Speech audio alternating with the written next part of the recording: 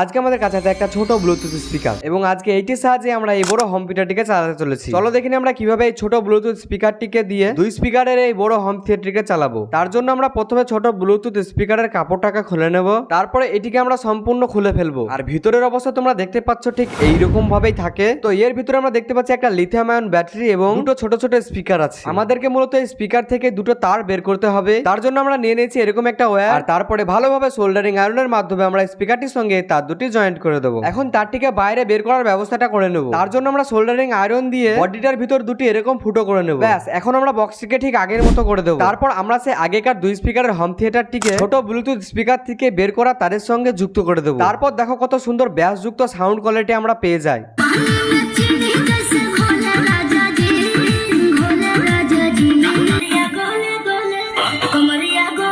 তো কেমন লাগলো ভিডিওটি অবশ্যই কমেন্ট করে জানাবেন, চ্যানেলটিকে সাবস্ক্রাইব করতে ভুলো না।